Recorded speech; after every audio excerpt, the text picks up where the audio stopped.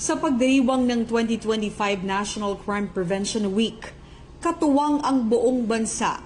Ang Philippine National Police ay muling pinatibay ang kanilang paninindigan sa pagpapanatili ng kapayapaan at kaayusan sa pamayanan.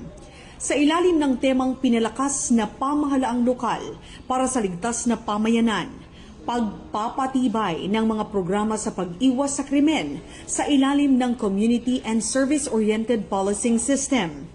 Binigyang diin ng PNP ang kahalagahan ng malakas na ugnayan sa pagitan ng mga lokal na pamahalaan at mga mamamayan. Ayon sa PNP, ang tagumpay ng kampanya laban sa krimen ay nakasalalay sa aktibong pakikilahok ng mga lokal na unit ng pamahalaan at ng mga komunidad. Sa pamamagitan ng Community and Service-Oriented Policing System, layo nilang paigtingin ang kolaborasyon ng pulisya at mga residente upang mas mabilis at epektibong matugunan ang mga suliranin sa seguridad.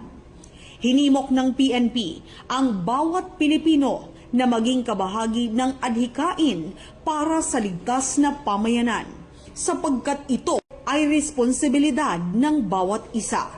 Sa sama-samang pagtutulungan, naniniwala ang ahensya na mas mapapalakas ang kultura ng malasakit, kooperasyon at pagkakaisa na magdadala sa ating bansa tungo sa isang bagong Pilipinas na ligtas at maunlad.